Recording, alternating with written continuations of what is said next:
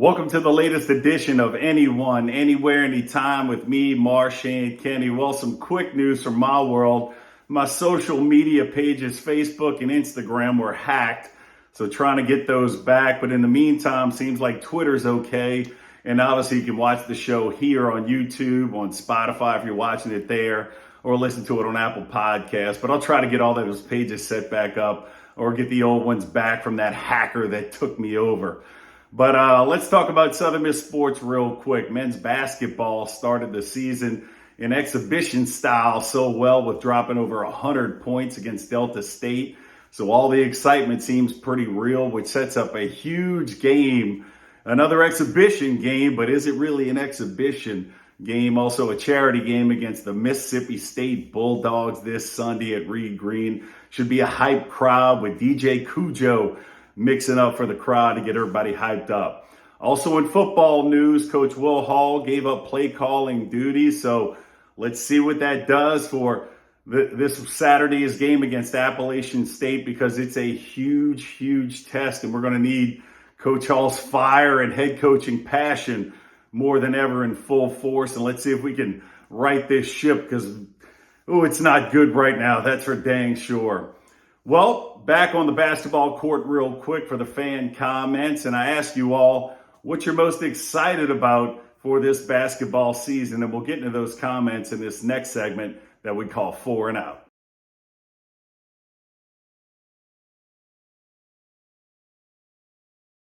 So we're all excited about basketball on the men's and women's side this year. So I wanted to get some of your comments about your excitement. And first up, seeing new talent come in to hopefully take us to the top. Great comment right there. Next up, somebody talks about Coach Juan Cardona, them being fired up about that defense that Coach Cardona leaves. And Coach Ladner does call Coach Cardona his defensive coordinator on the hardwood. Next up, actually having size on the men's side and some serious interior defense with that 7-footer. Yeah, we got a big guy this year. I love it. Down in the paint. And finally, the prospect of being competitive and exciting and competitive. And then added, did I mention competitive? So I like all those comments right there, but we're going to be very competitive and very exciting in men's and women's basketball this year. Well, today's interview is definitely kind of a change up of things. I did it in person because I thought that was the only way to do the interview justice. It was 3 guys from the legendary 1962 national championship team for Southern Miss football. And this is going to be an interview I'm pretty sure you're going to love. Well, when you talk about Southern Miss grit, Southern Miss toughness, you better have the 1962 Southern Miss football team high up on that list. They were one of the greatest teams of all time at Southern Miss and a national championship to prove it. So I am honored today on my show to have 3 members of that 1962 national championship team, guys who played both ways, tough guys. First up, Sam Bella, offensive lineman, defensive lineman, USM Hall of Fame. Next up, one of the guys with the coolest nicknames in college football, Charles Skeet Waits. Yeah. Center linebacker. Yeah. And then Jimmy Havard right here in the Southern Miss Hall of Fame, who was a halfback / DB, but these are both way tough guys. And gentlemen, it is absolutely awesome to have you on my show. So how's everything going, fellas? Good. Good. All of us are retired. Agent like fine wine, if you ask me, fellas. But one thing I love about your first season, or this 1962 season, y'all were Mississippi Southern before then. In 61, but in 62 was the first year, got university status and became the University of Southern Mississippi. What was that vibe like, getting full university status before that season, changing from Mississippi Southern? Anybody take it over? What I remember about it is they burned the hedges. They used to have hedges out there by the office out there on the front campus, MSC, and they burned them and put USM up. And I went up and said, "What's this about?" They said, "We're the University of Southern Mississippi now." I love that. Any stories about the big university status, kind of moving up to that? Well, we stayed in small college division. Yep. We went major college in 63. But Mississippi Southern College was an outstanding school, and we went to the University of Southern Mississippi. We just got better. Yeah, And absolutely. bigger. Absolutely got better. You know, something else with that, when we changed to the University of Southern Mississippi, we had, I can't think of the name now, but the mayor of New Orleans came down and they had a big parade right down the main campus with the band and everything up marching, you know, and some kind of way, you know, came out of the crowd and went to shake my hand. I'm saying, how in the world does he know who the hell I am? You know, and where I'm from. Yeah. And anyway, I did. Yeah. Shook the mayor's hand, huh? Oh, I love it. And before we get to a lot of the football stuff and all these great stories that I've heard, and they're mythical at this point, you know, they're just such a great story. But you guys grew up in the 50s and the 60s. I mean, that was a cool time for entertainment, rock and roll and Elvis. What was that like? I mean, were you guys into Elvis and rock and roll and all this stuff? Yeah, Little Richard. Little Richard? And Chuck Berry and all that bunch, yeah. That's Domino. And, That's Domino. That's Domino lived in the neighborhood not too far from where I grew up. Nope. Really? That's, We lived in Araby, and he grew up like that. Not grew up, but he had a place like in a ninth ward. And on a Friday and Saturday, he would play his piano and sing some little juke joint, you know, in the ninth ward. oh, that's great. Yeah, it's Yeah. good. I love it. And I knew some of those stories. You and I are New Orleans guys, so I definitely get what you're talking about. Give you a few. Yeah, I yeah. tell you Sure, one you other- can too. Oh, yeah. I tell you one other thing, we were there when they invented the face mask. And that's because I was only getting some stories about the equipment back then. You know, it wasn't. My high school face mask was a single bar that went along here, and that form would get in there and bust your nose every day, you know. That's why I started this. When you talk about Southern Miss grit and toughness, you just heard it. Single bar football face. Yeah. I love it. Yeah, I broke my nose one time making a tackle on a punt, and the guy from my team came on the other side. I came on this side, and his bar went in there and broke my nose. Oh goodness. Jimmy, any tough face mask stories you got from back then, or equipment that you got hurt with? Jimmy, anything? We had him I on the didn't ride. know what a face mask was until I came up here. Didn't have that in high school. Wow. And we had those old Rydell suspension helmets, and I had 12 concussions when I played Oh here. goodness gracious. And I tell you, that helmet didn't help at all. I mean, it had a strap, went up to the top, and had a rope that tied 4 straps together at the top with a rubber grommet on it. Now, if that grommet got over, you got rope burns on your head. Wow. And then 90% of us had what we call the Rydell scar right here, because that helmet, it hit that face mask, that helmet come across your nose. Oh my goodness. Nick Kalinsky was the world's worst about it. He kept a scalp on his nose the whole season. Oh my goodness. But it was different. Yeah, I mean, when I saw you guys when you first walked in, I mean, it's just, I'm a little football guy, and, you know, my respect goes through the roof from the simple fact that you guys played football when padding was about that thin, man, running around the field. So, but we talked about the entertainment side of things, a little bit things going on in the 50s and 60s. World War II, you know, really wasn't that far before that time. Do you have any people, family members of just? Yeah, my daddy and uncle all served in World War II. And then Korea came along not too far after that and had people serving in it. One of my best friends was Jack Lucas. He was a recipient of the Medal of Honor. And he was the youngest man in the last century to receive it. And he lived here in Hattiesburg. Nick Kalinsky got him down here.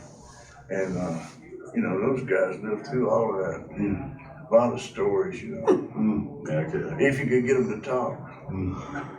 Yeah, I had an uncle, my daddy's brother was in the Navy. He was a gunner on a ship. And he'd have a few drinks and he wouldn't talk to anybody but me about the war. And he'd tell me about shooting those guys, those planes diving on them, and them shooting them down, you know. And he didn't talk about it a lot, but he talked to me about it. And I always remembered that. Wow. My daddy had a brother in Pearl Harbor when they attacked. He was in the Army in Schofield Barracks. And he said He said that they at first thought it was some kind of drill, and then all of a sudden when they really realized what it was, they all fell out to go get their ammunition, and they had locks on the gate, and they couldn't get no ammunition because they thought sure the Japanese were going to invade Pearl Harbor. So they set up without any ammunition out there. And I had my stepfather fought in the war, but he didn't talk about it too much, and I didn't ask any questions. Yeah. Wow. I'll tell you a good story. My uncle, my mother's brother, when he was very young, got one eye put out. So when that war broke out, everybody wanted to go, and Uncle Bubba wanted to go too, but he had one eye. So my daddy and the brother guy set my Uncle Bubba down, and he remembered, they made him remember everything on the eye chart, and he passed it. And he spent 30 years in the service and retired with one eye. Wow. I said, how'd you shoot him, Bubba? Wow. He said, I would cross my eye over, my good eye over, and use it to aim. Wow. I mean, and like I said, to this day, you know, Southern Miss is known for being different and tough and gritty and just doesn't go with the norm. And to me, I mean, that's why the respect for you guys is through the roof. I couldn't wait to do this story. That grit and toughness was built on you guys. I mean, you got stories of members, you know, dealing with World War II and the Korean War. So, but, you know, much respect to you guys and everything you did. But kind of getting back in the football field now. So you guys told me about the equipment and, you know, being thinner, you know, single bar face mask, what have you. But practice, training camp before the season, and you guys knowing you had a good team coming in '62. What was training camp and practice like back then? It was tough. Just The tough. temperature always matched the humidity. And I think that, like you said, the temperature, and you didn't have water breaks. Okay, and I remember that Doc Harrington came out with the Florida water that with the towel, and you wipe your face off. Well, being you didn't have a water break, what we did was, most of us, you grab that towel and sucked on it. sweating. And what that did for us, I mean, it gave us the drizzles for days.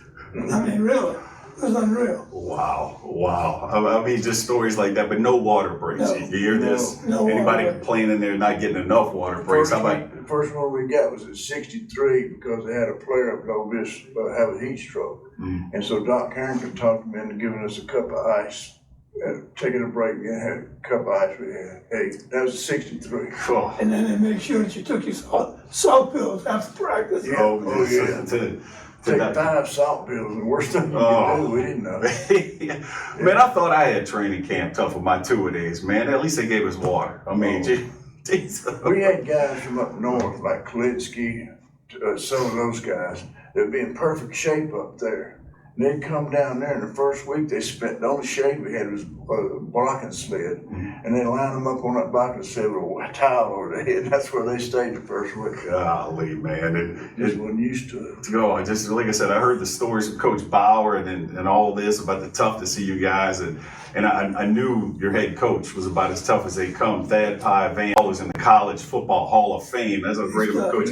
So he was in his 14th season heading into that year. What was it like being coached by Coach Van, who the dorm I lived in was named after? Yeah. So what was it like? Sam, what was Coach Van was more of a laid-back coach in the sense that he would let the assistant coaches do their thing.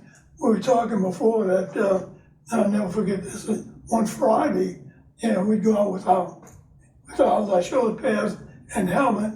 P.W. Underwood had the lineman on the side. We were head-on tackling, one-on-one and the whole, I mean, really getting after it pretty dadgum good. And Pye Van walked up and he says, P.W., he says, we have a game tomorrow.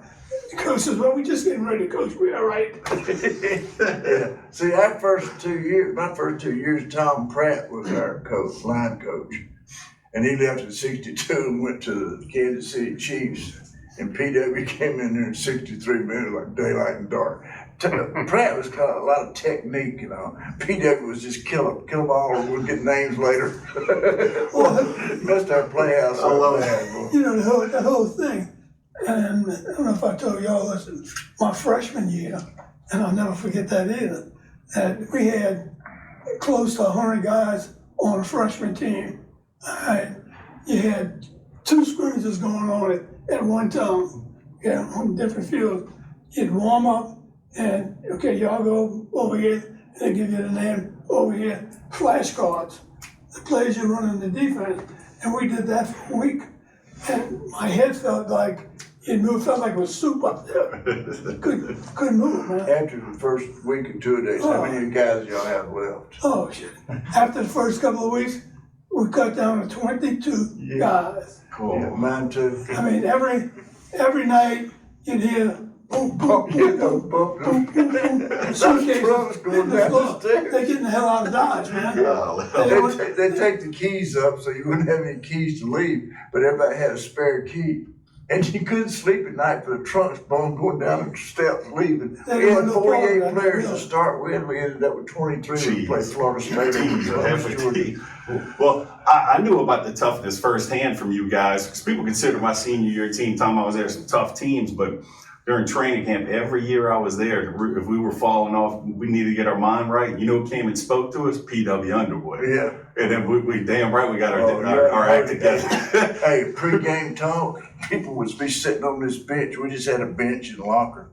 And he'd get to pushing on them glasses and got to have blood on your arms and when they get through it, I'll be backed up into our locker because I was afraid he's gonna punch one of us. Man, yeah. Then when we played Florida State, hell, in the end zone, we warming up, and he's butting heads with us, but he's butting the damn helmet. He doesn't have a helmet. I mean, it's like, hey, we're gonna kill this so-and-so. Man, no wonder you guys had grit and toughness and character for all these stories. We beat Florida State, Mobile. No, In Mobile, what happened was, it was nothing. We had one of the best field goal kickers around, and we drive and we got down to 30, 40, whatever, well in range of, his kicking ability. Kick the first one off to the right or left. They offside. We move up 5 yards. I said, man, we got it now. Okay. We don't have any kicks. Kick the next one, offside. Nothing. But the week before, Florida State beat the University of Miami when they had George Myra and whoever else they had in there. Florida State had, my freshman year, we played them over in Columbus, Georgia, a benefit game. They had Blitnikoff, Steve Tinsey, who went with Denver, and it was 0-0. In '63, that same team played them in Ladd Stadium. It was 0-0. Wow. Love it. So, and I love all these stories. And let's get into this 62 team that people still talk about. It's just a legendary season, national championship season. So the first game, you're at Arlington State, got a road game. So for the viewers that may not know, what was it like traveling to road games back then? Because I'd like to know by car, by bus, or team bus. Yeah. What was the team bus like? What was the trip? They on the radio playing, or what was going on? A lot of jokes, man. There's some good jokes, fellas. You can tell if we won because coming back we're telling the same jokes. I love it. Yeah, we didn't fly very much. We flew to Chattanooga in '63. So I don't know when I remember. I guess it was such an expense to fly back then. Oh yeah. Still is, but Oh yeah. we bust a lot. Oh, yeah. But those bus rides had to be fun back then, Oh, man. yeah. So, but beginning this game against Arlington State, you come out swinging, 28-7 win.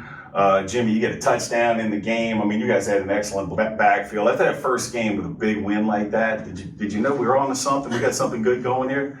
Well, I never realized it until after North Carolina State beat Well, them. let's not get too far ahead, but yeah, definitely y'all knew you were good after that. Because in '61, they came down here and all week we worked on Roman Gabriel's passing. Yeah. And my freshman team went to University of Mexico and played them out there in Mexico City.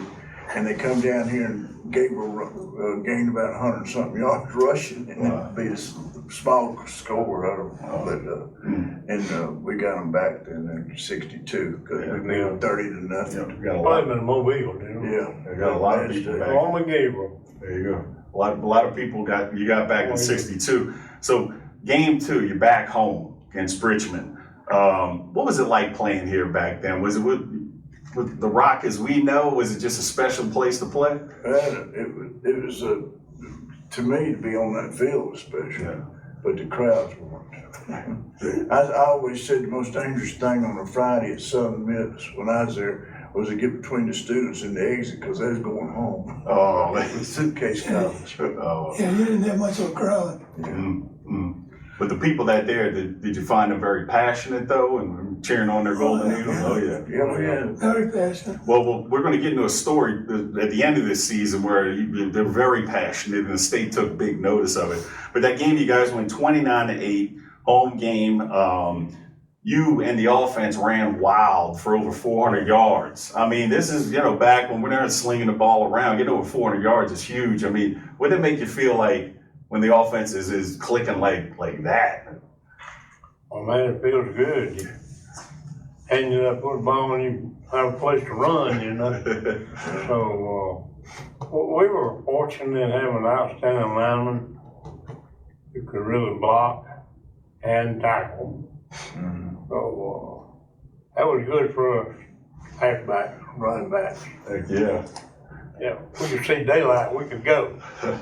And We had a guy named Johnny Sklopan. He was from Pittsburgh. He and I were starters in the backfield, and he was an outstanding football player. Big boy, good speed. oh yeah. I could outrun him, but he was bigger than I was. Oh, to this day, Jimmy, one of the fastest guys you seen on the field back then. He was quick. Quick, and that's a dangerous combo. Speed. I never But knocked myself out on 160 Jim. pounds, I love it. I knocked myself out on Johnny Sklopan a couple of times, hitting him. Oh, I'm telling you. well, with all that padding, how'd you knock yourself out? With thick padding. PW said my problem was I led with my head. Well, back then, that's what they told you to do. I mean, you guys Yeah. remember that. Yeah. Leave with your head. Well, you're talking about that.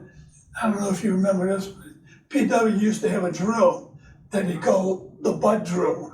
Okay, it was like, what do you call that? Bull in the ring. Bull in the ring. Oh, You yeah. put one guy in the middle. Everybody had to hold their hands behind their back, and all you used was a hit. Boom, boom, boom, boom. And I'll never forget this. We had a boy, and I'm not going to mention names or anything, but he was kind of timid. Okay, and PW put him in the middle, and guys are spinning around, hitting him. He's on the ground, and the only thing you can hear from PW is, crawl his ass, crawling. And he was on the ground. So, couldn't do it, man. Let me tell you one PW story. We had a kid come out of our service. He had 5 children. He walked on. And we were doing a tackling drill. We lay on our back and PW said, go, and you roll over and the running back would hit, throw him the ball and they'd come at you. Well, this kid would get there to us and back up, let us tackle him. PW said, run through him. In fact, about the 3rd time he did do it, PW said, get out there, I'll show you what I'm talking about. And he had a watch that they gave him when he played Canadian ball. And he took off running, that kid rolled over, PW hit him, and then he went, boom, hit him in the head, and that watch springs went everywhere.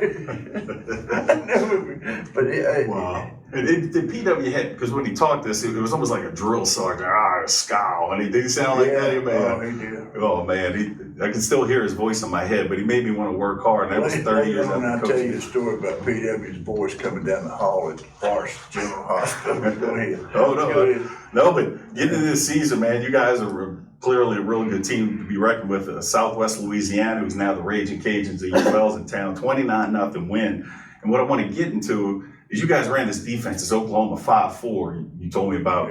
And you guys aren't giving up a lot of points, and the offense is moving the ball. So we talk about that defense, because one thing people talk about, you guys playing both ways, I mean, it's nasty bunch. It's a whole vibe. It's a thing, and guys like you help make that. So tell some defense. We didn't make it in '62 because it was still a small college, but in '63 we were #1 in the nation in total defense. There you go. That See? 5-4. See, there you go. And We found a nasty bunch of these guys. good game. Yeah, we were #1 in the nation in '62. We were, but yeah, What were you in '63? I don't know, but I'm talking I'm talking about defense, Howard. Oh, okay. You talking about USL? I take that back. I mentioned that before. I scored a touchdown. We were rushing the passer, hit the ball, went up there, grabbed my hand, I ran like 30, 35 yards. Okay. We celebrated, turned around and looked, there's a flag. I said, what's going on? I said, Ralph, that's the only touchdown I probably ever scored in college. He said, well, the guy was clipping. Gerald Wilson was clipping somebody. I said, God bless it, Gerald. Oh man, I'm blaming the They ref. called that Bad back. call. Bad call. Thanks, Right. Sam. Dang. Bad call, right. Well, you guys are rocking and roll on. What's really neat right now, the nation's starting to take notice. You guys are number 2 after this game in the nation, national rankings in the UPI. And what that means to you, kind of, I mean, geez, basically, let's say the best team in the nation, even though we're number 2. What'd that feel like? I remember somebody mentioned it to me, and I said, we are. Right. Well, nobody, know. you didn't have your phones. I mean, you got to hear word of mouth. We didn't have, barely had television. It really wasn't. We were proud of it, but we didn't spend a lot of time thinking about that. We were thinking about the next game, That's getting prepared for the next game. That's And you have a when, coach like Maxie Lembright, who was offensive coordinator, he was a good one. And I know I come in here as a freshman and in high school, I played no defense. I was only offense. But to play here in 1958, when I was a freshman, you had to play both ways. Yeah. Yeah. Max Lembright said, Jimmy, if you can't play defense, you got to go back to loose stay. Yeah. You know? Just So I learned how to play. I learned how to tackle. you did it really I well wanted too. to stay here. Gerald Wilson's one of the top punters in the nation. He played Oh, he defense was too. the top. You know, he came here as a center linebacker from Pearl River, and then they moved him to fullback his senior year in '62. And Hey, we'd be practicing covering punts out there, and say, Gerald, don't kick it so far. We haven't run 100 yards to cover. This is in practice. Yeah, okay, boom! Oh, shoot. He had one punt, that was as hard as he could hit. one But day, he could kick it. one day, Maxie Lambright had us out. The centers went out early to snap to these punters, and Gerald, he was timing them, timing the centers and Gerald's punt, getting it off, and he got me over there. And I had a good snap, and I got it to him. He got it off, and old Gerald kicked one about 50 yards. And Lambright was looking at it. He looked at Gerald and said, "Good kick, Gerald." And old Gerald said, "I can do it further, coach, with my shoe off." He said, "What?" He said, "Let me take my shoe off and show you." And then he kept on. He said, "Okay, go ahead." And he kicked one 60 yards. Shoeless. Yeah, man. And Lambright looked at it for a little while, turned around and said, "Put your shoe on, Gerald. Somebody step on your foot and hurt your toes." But he Thunderfoot's what his nickname was at Kansas City. Thunderfoot, man. That's a nickname for a kicker, man. If you want to break the rock, you need to make yourself indestructible. If you want to play between the hedges, you need to work out there, up there, down there, everywhere. If you want to reach the win bar, you need to lose sleep, lose count. You need to play every game like you got nothing to lose.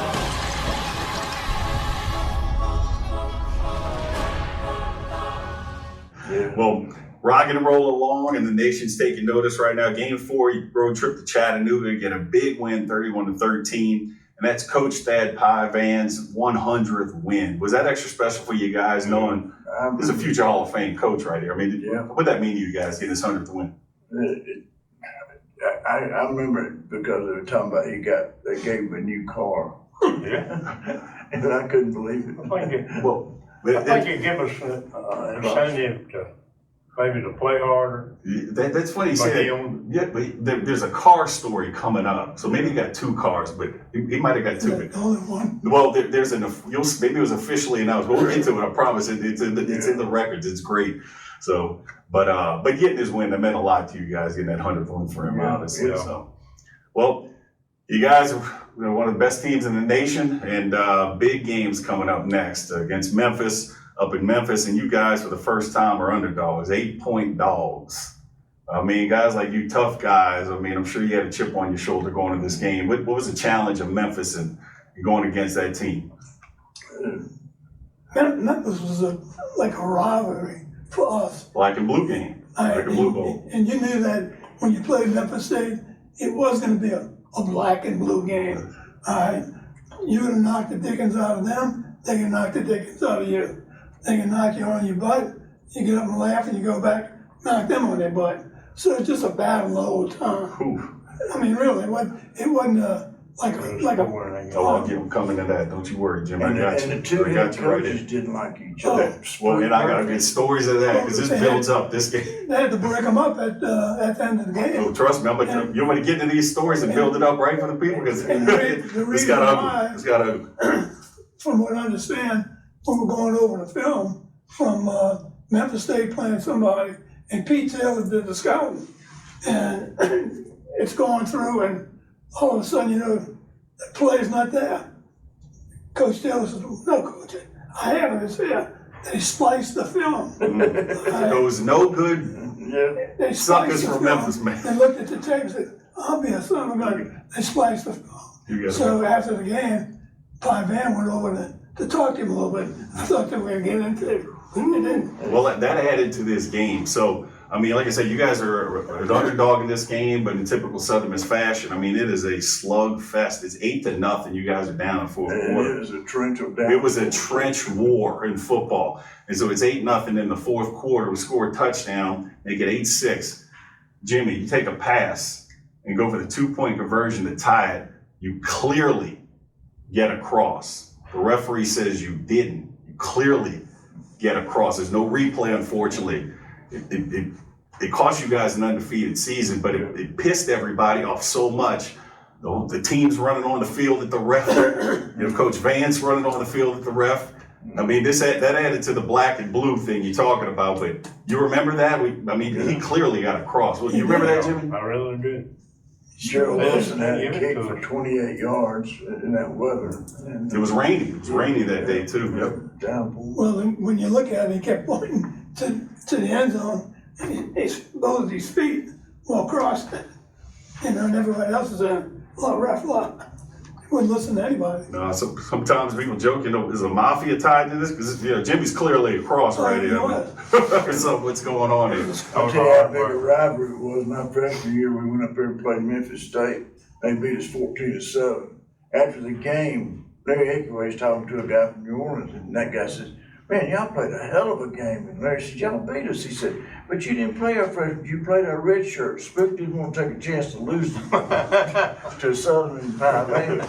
So we played the red shirts.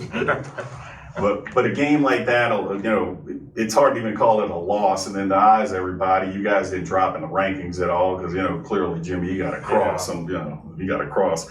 And so next up, a really big game for you guys at a neutral site against North Carolina State in Mobile at Ladd Stadium. It is a big game. And No, he is gone that year. He left 61. Who's that? His next North Carolina State in Mobile. Roman Gabriel. Oh, Roman, excuse me. Yeah, Roman Gabriel, they had running back Scarpati. Yeah. But they played in 61, they played here, didn't they? And beat us.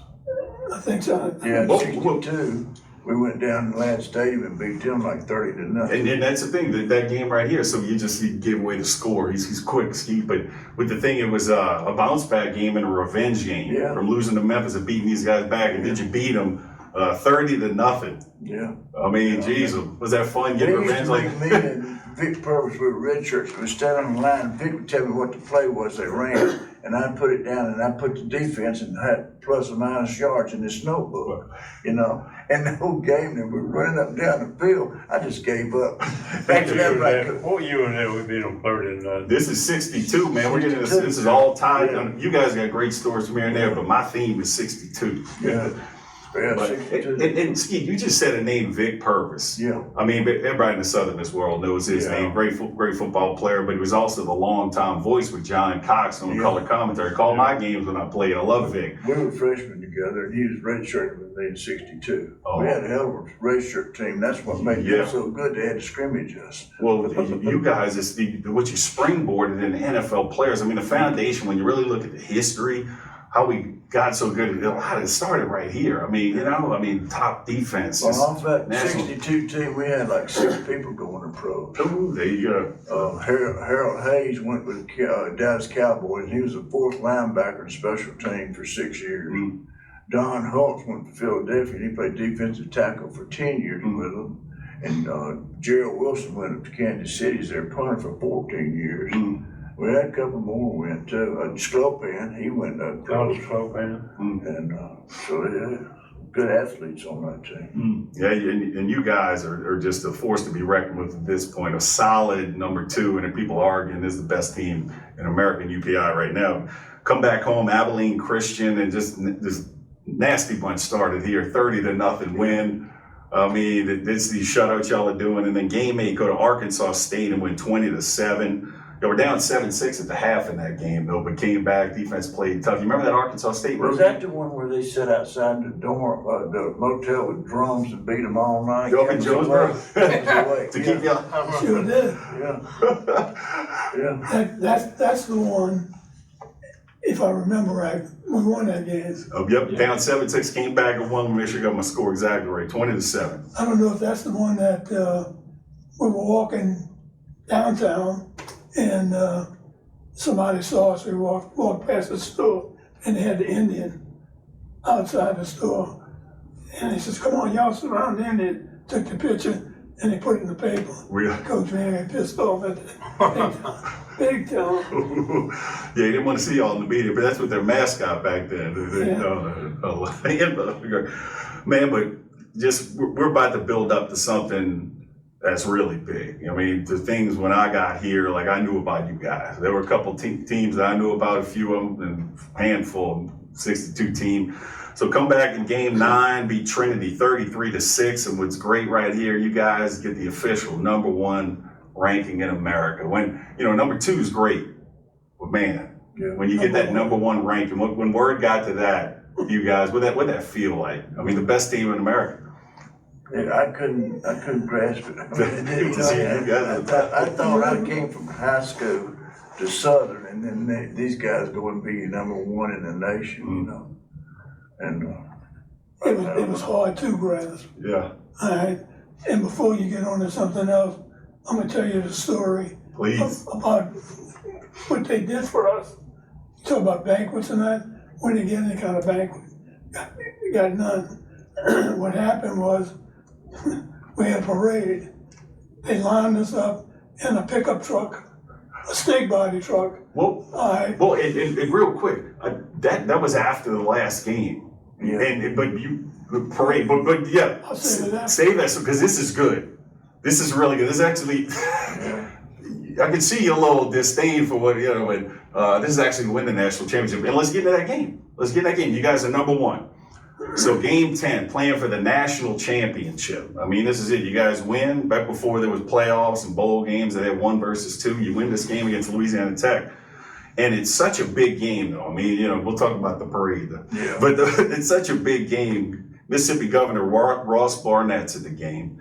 Lieutenant Governor Paul B. Johnson's at the game. It is a big deal. The government's coming down for this. Did you know that I remember that the governor was there. They announced Barnett was there.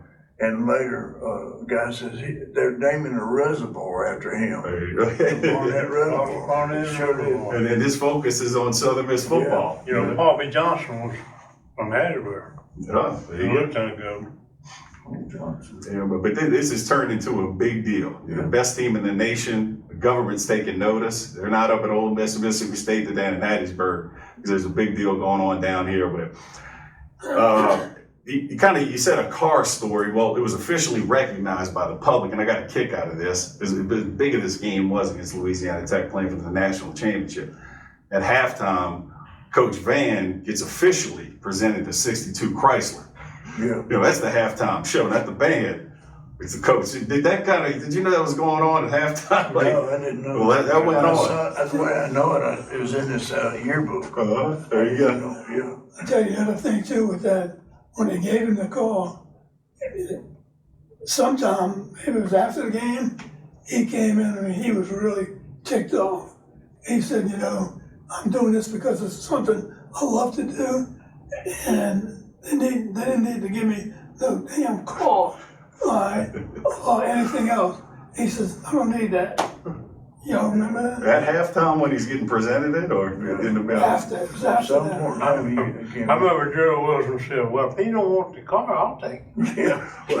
Man, yeah, still, I'll take it. I can see Coach Bauer when I played. I don't know, I'll take it. And I love stories like that about Coach Van because there's so many stories. I mean, like I said, the dorm I lived in, so many guys lived in, was named after him, and just wanted to build a tough environment to live in. But there was a game, his 100th win, where he gets asked about the 100th win. The first thing he says, well, we sucked on pass defense that day.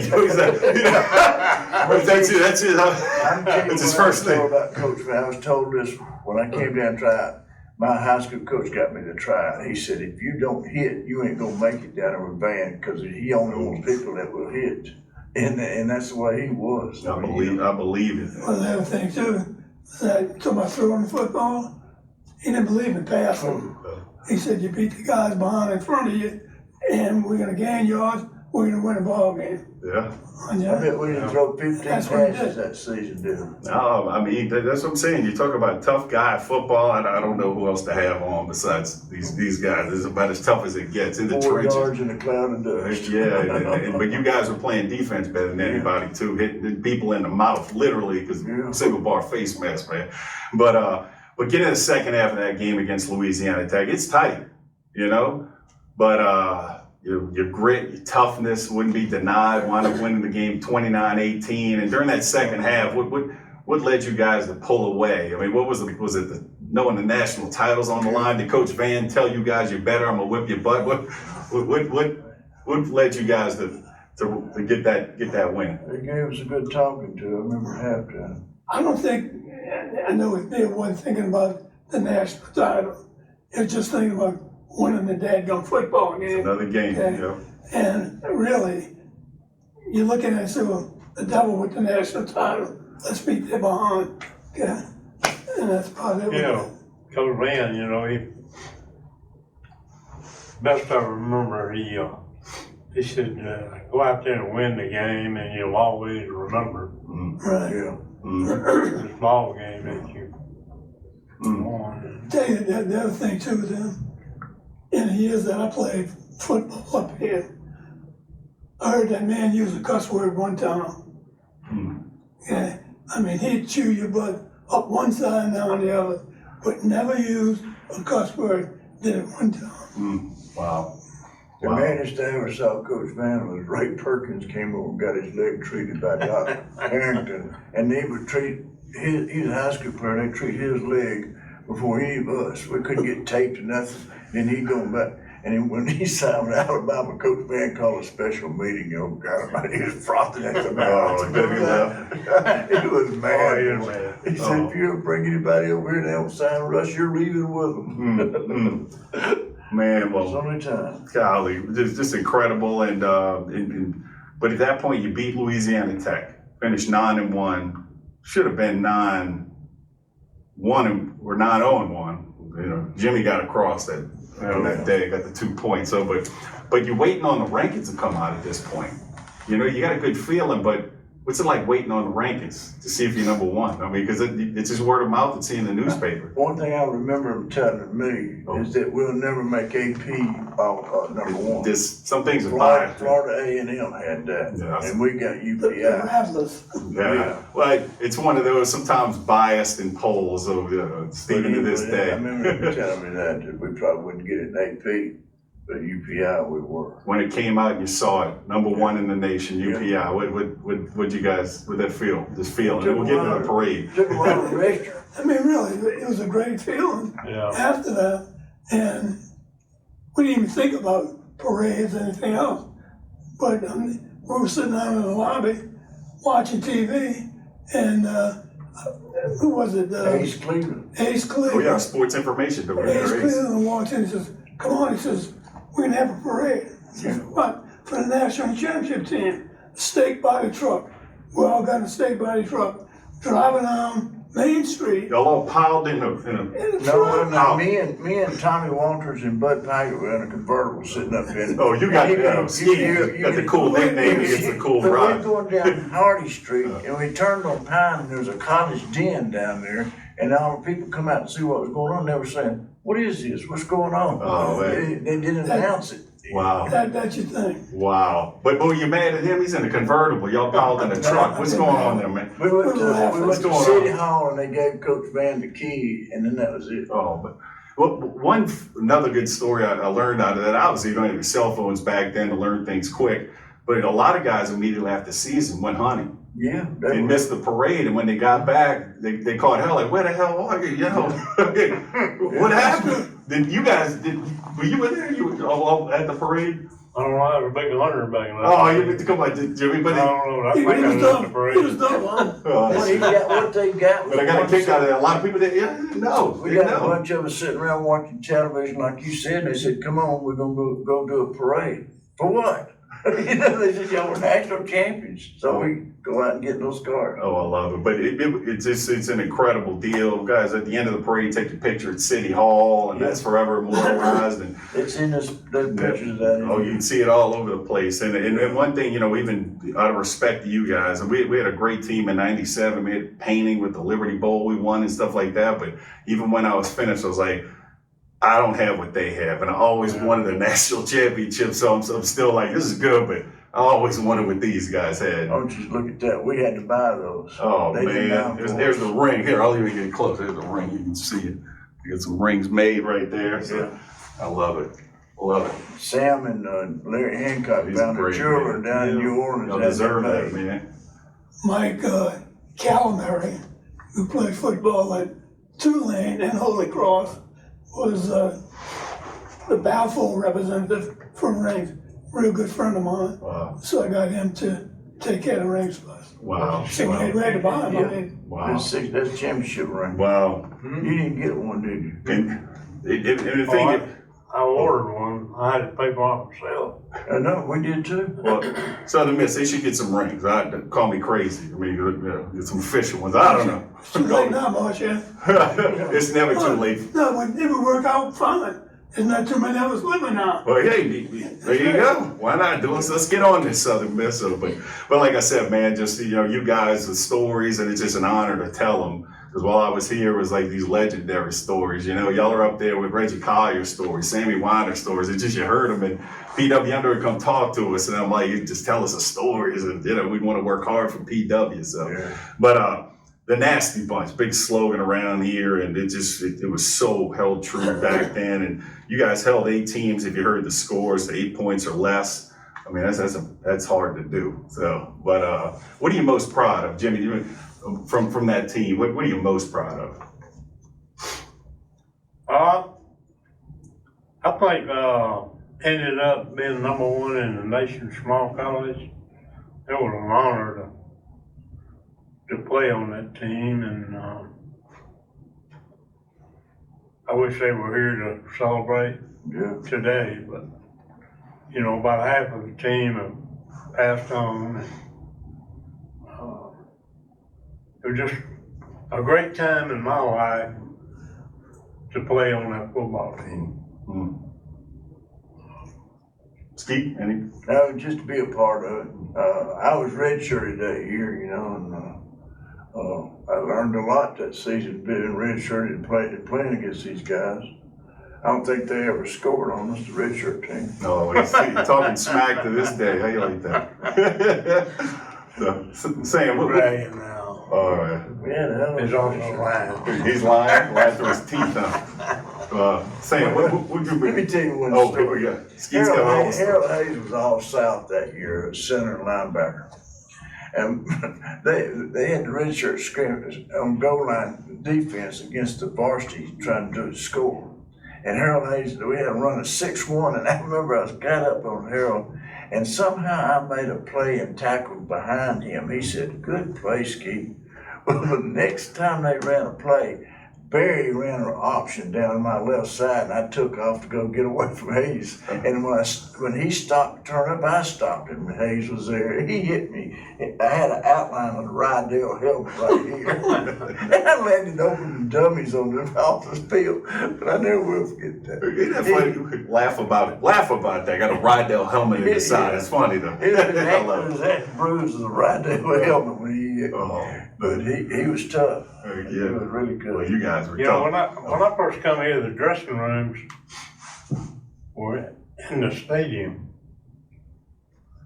Yeah, this wasn't here. The first floor down here was dressing room when I came. Yeah, this whole thing wasn't They here. built a small one down there, and boy, that was an improvement for us. Yeah. If you guys see how we're viewing the rock right here. It's right over there. Yeah, So they get to see everything they Rock. built. but, Everything.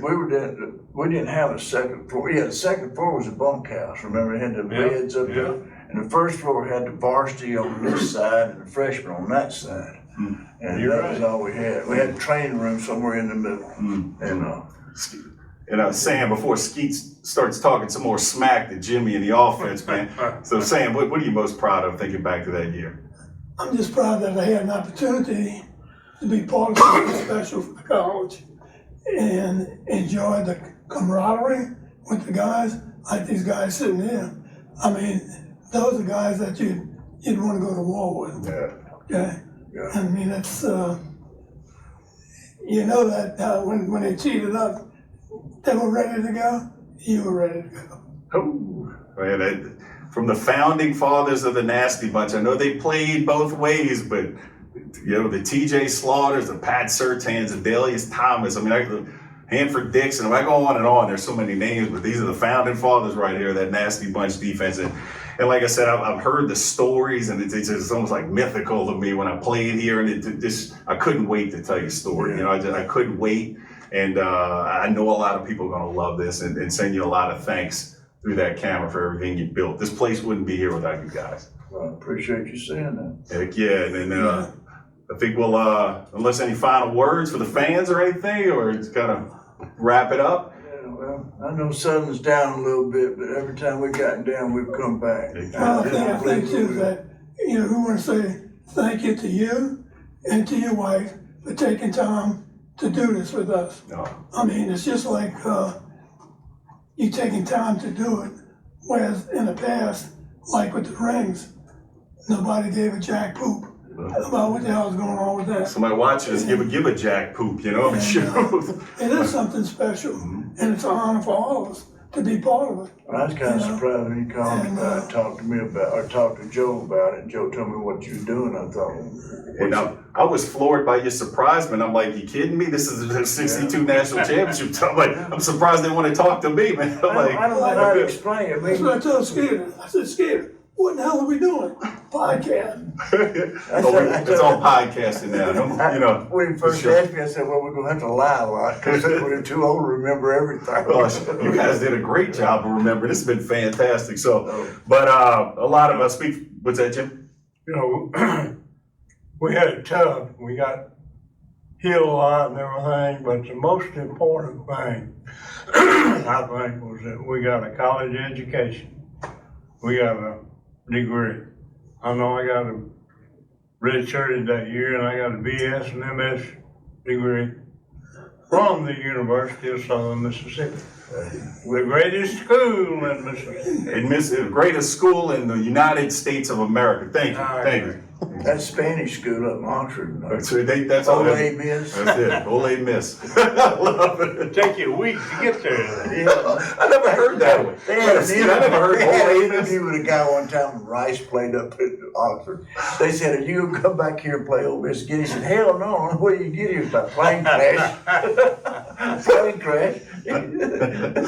But anyway. I wish they could have heard some of the conversation before I got this organized. It had to get through 20 stories with Skeet to even get this organized. So, but I'll speak for a lot of people, a lot of guys who played here, for all the blood, sweat, and tears you guys put in. Nothing but respect. Appreciate all you did. So, thank you for tuning in today. And if you get a chance to see these guys, tell them thank you for building everything we have here. They're the founding fathers of what we have. So, from the 62 national championship team and myself, a big Southern Miss, to the top. To the top. To the top. There you go. Amen.